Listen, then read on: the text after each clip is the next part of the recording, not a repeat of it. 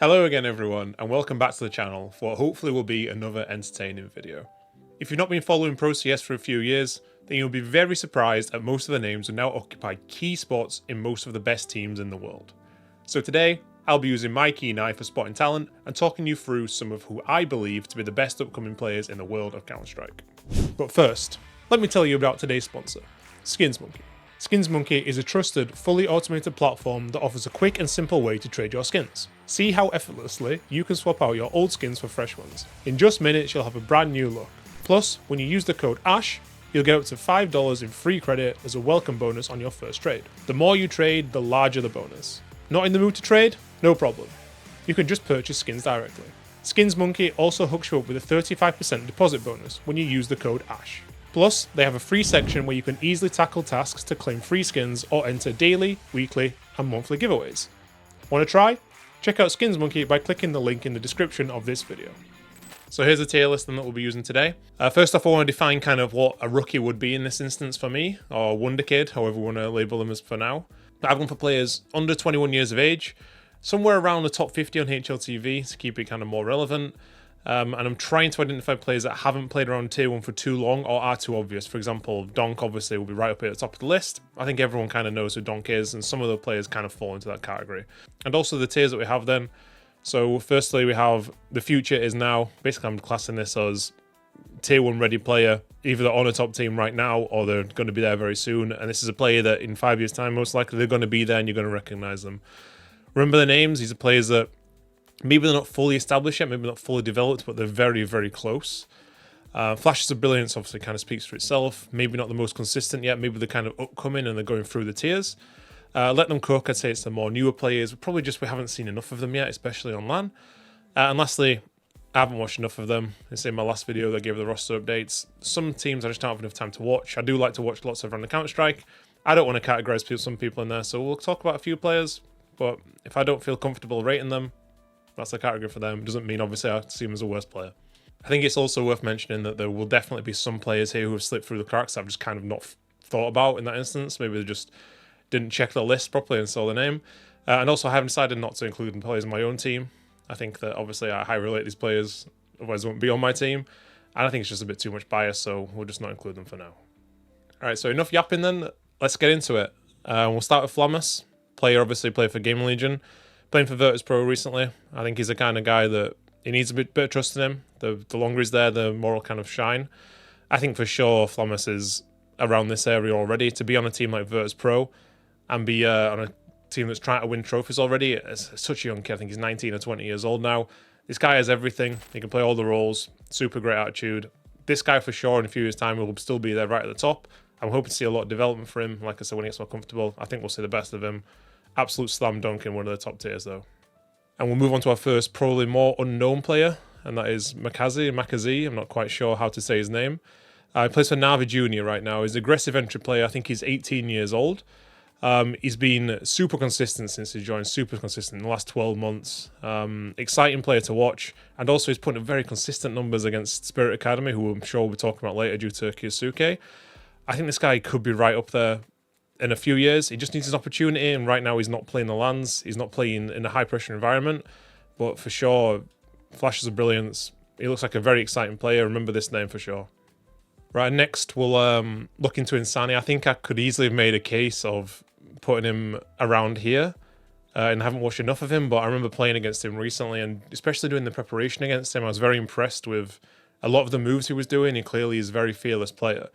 And also looking into his numbers and diving into that, you can see that he's been quite consistent. When MLB, I've had quite a lot of struggles this year. So every time I've kind of played against him, I've been very impressed by his game. I think MLB just need to find a stronger map pool, need to find their feet against the European competition when they play these big lands. I think right now he's a super talented player. He's ready for even a move up if MLB can't match his ambitions. So yeah, I think this is a player that will be there in the next 5 years around the top tier 1 team, around the top of the tier 1 scene. I'm very, very confident in that.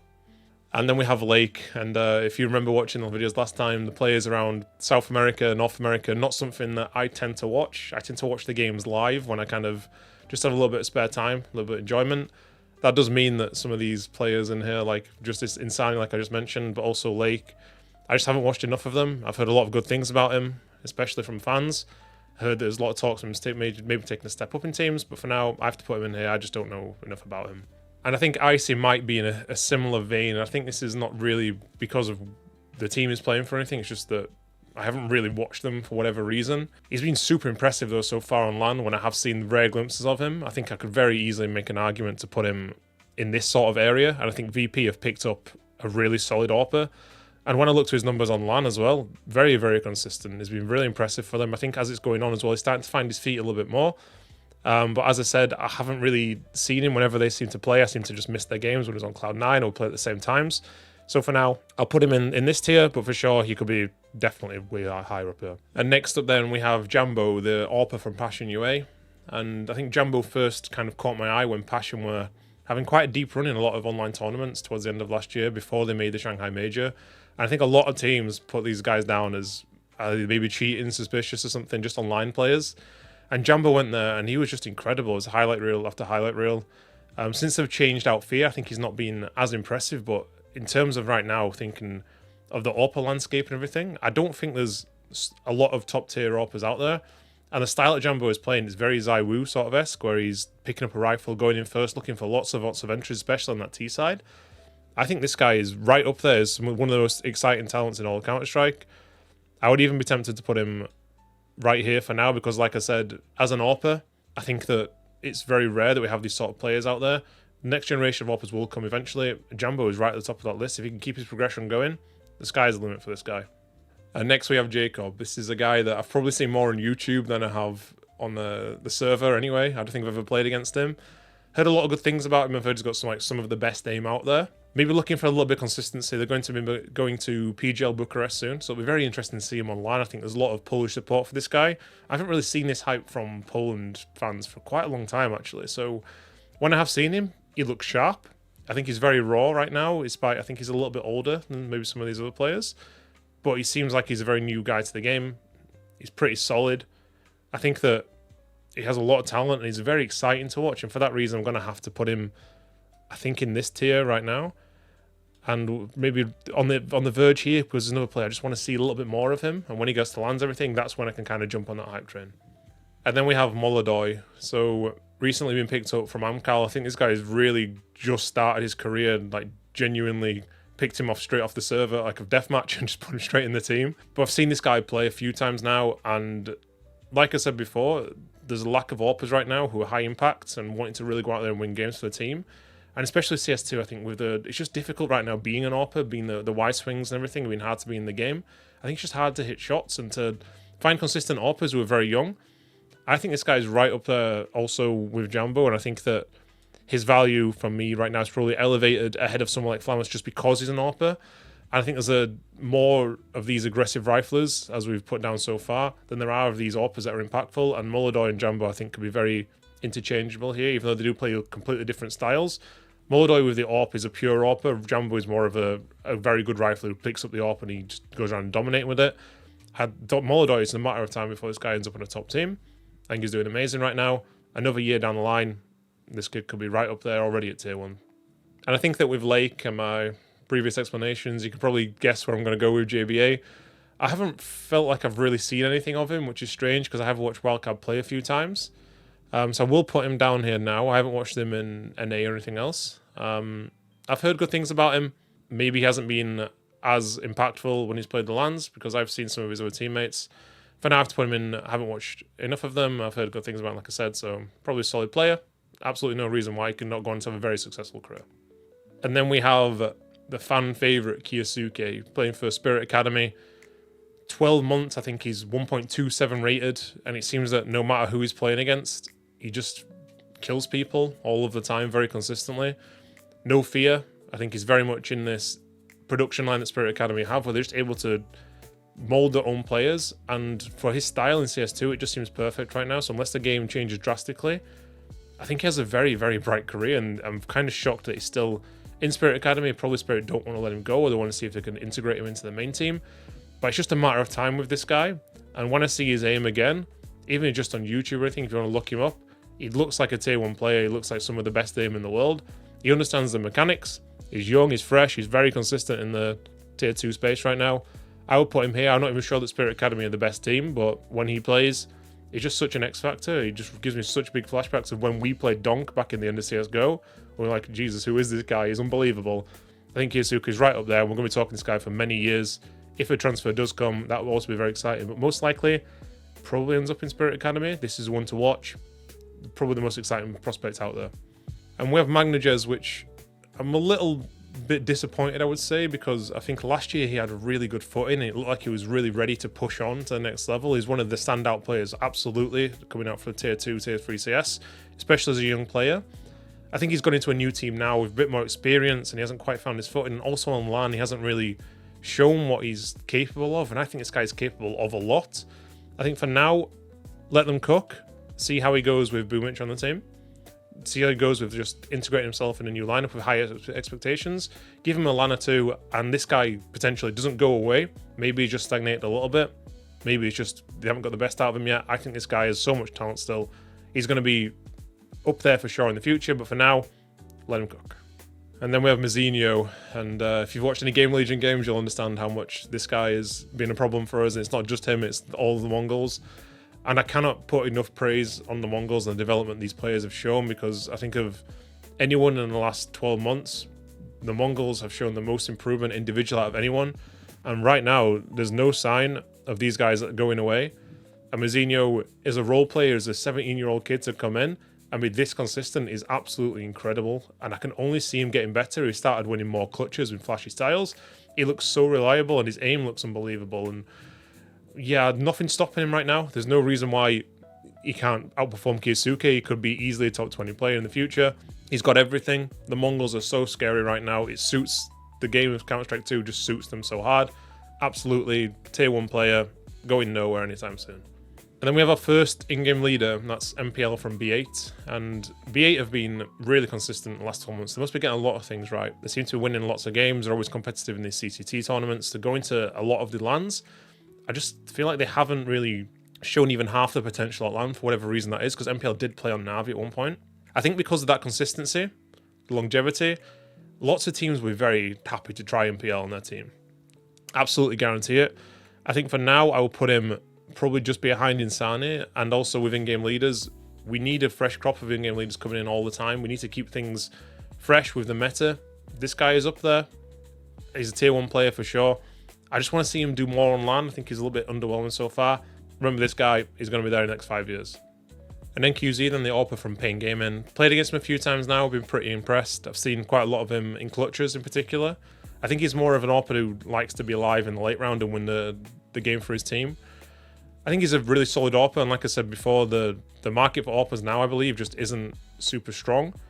And I think he's doing a great job. I think Pain have no problems with him whatsoever. I think he's a very talented guy, and this team from Pain is very young. It's very exciting. I will put him flashes of brilliance right now. I think there is more to come from him for sure. I think I'll probably put him around here. Just keep playing events, keep learning from them. No reason why he can't be a top player one day. I think he's on a great path. Just got to keep doing what he's doing.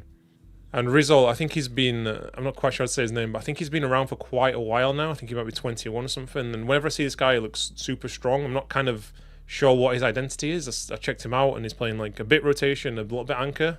I think if he picked that up and he just stuck at it, it'd be good for his own career anyway, to identify himself as a player. I'm just kind of surprised he stayed on 9 Pandas, to be honest. I feel like they've kind of not really gone anywhere. They've been pretty consistent online, has been solid, but not spectacular. I think in a new environment, I'd really love to see him. I think he has so much potential, especially as that ankle aggressive lurker. For now, I think I'll put him flashes of brilliance. He's a very strong player. He's got all the tools. I want to see him somewhere else, test himself. International, maybe. I think there's a lot of talent in this kid. And then we have our second in-game leader, I believe, which is Sin, who's playing for M80. And when he joined, I think there was a lot of hype around him. I think they're doing a great job. I think they've stalled a little bit. I thought I would have heard more from them than I have done recently. It feels like they haven't had the biggest impact on LANs. They've just been kind of here or there, sneaking a few wins. I think he's doing a really good job. I think also a lot of teams will take him. Maybe big regret letting him leave. I think he's doing really good. I'll probably put him around this area and probably do something like this. Yeah, I think in-game leaders right now, difficult, and this kid is doing a good job.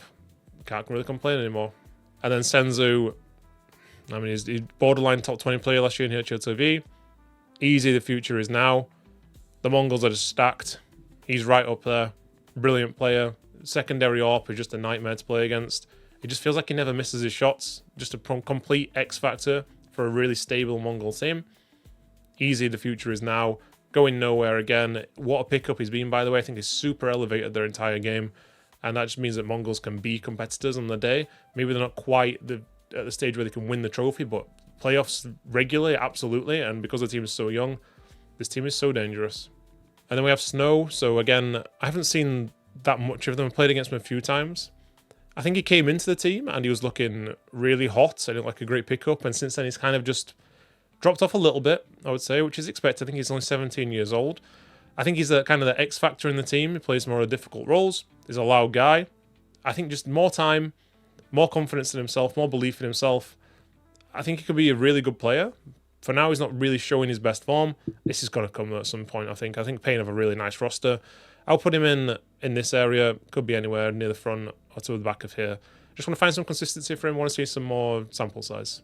And then we have Staehr from Astralis. Probably not how to pronounce his name so much. This might be a controversial one because I believe that this was a player with a lot of talent who got picked up by Astralis and they just completely did not know how to use him. They gave him lots of roles he never played before and just tried to pick the best player they could, throw him in there and make him learn.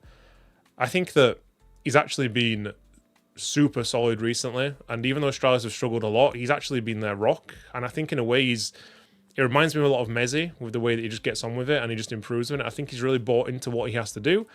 And this guy right now is probably on the path to being the next kyousuke. And in the future, I don't think his value is going anywhere. He's only getting better each year. I will put him right up here and say that the way he's going right now, give him some better roles even. I think you're going to get more out of him, but he's learning to master the entire game. He's so invaluable right now to Astralis. Put him in this tier. Keep going. The improvement he's showing. He's going to be one of the best anchors in the world if he keeps this up. And Susp, I won't talk about him too much because I don't, again, know so much about him, but I have seen more of him than JBA. So I will put him in probably this category here.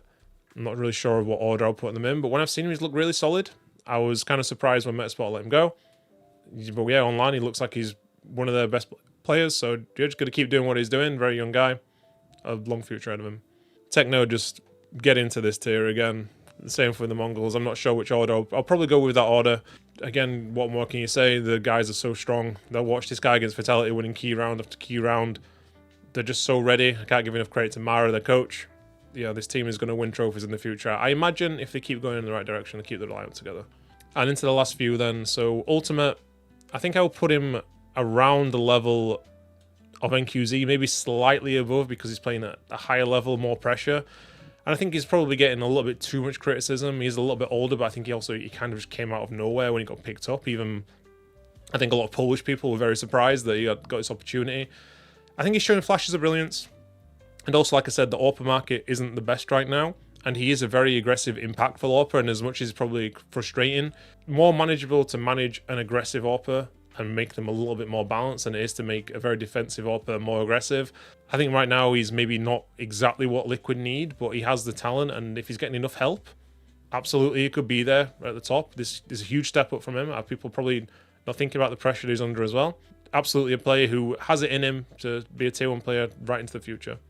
And then we have Krizen. So this is the in-game leader of OG, who probably haven't seen so much of recently. They kind of fell apart a little bit when they got rid of Lexi B, and they've been really, really poor. Krizen was the in-game leader of Mars NXT, and they were having some really impressive results. So him getting this chance was absolutely not a surprise to me at all. But what I've loved about this is that OG have now become a pretty good, consistent tier 2 team. And there's a chance that these guys could make the major as well. And I would attribute him, from what I've heard about him, to be right up there. And especially, like I said, in the in-game leader market, the only thing kind of, this is sort of player, 18-year-old in-game leader, you're going to be looking at, is going to be on every sort of top team's radar. I will put him right up here right now and say, if you need an in-game leader in the future, if you get this guy locked down like OG have, if they have real ambitions to win trophies, lock this guy down right now, give him a long contract and try and build around him a bit more. Seems like a great pickup for them. This is the sort of thing that OG kind of need to do. I want to see him on LAN now, go and show that same level, and just OG to keep this consistency, because now they're in form and his stock is very high. What's going to happen when they do have a little bit of a drop-off? Can he keep it going for longer? And if this happens, his stock will just continue to rise. So very impressed with him so far. Maybe not quite ahead of MPL yet because of longevity, but he's got a bright future ahead of him. And lastly, we have yxngstxr. He's a role player from Heroic. I personally don't know really anything about him. He seemed to me like he kind of came out of nowhere. I never really heard of him at all. I landed himself on Sangol. They did very well. I think the only thing I haven't seen with him is that Haruka's been very poor on LAN, very underwhelming, because on LAN they've looked like one of the more strong teams.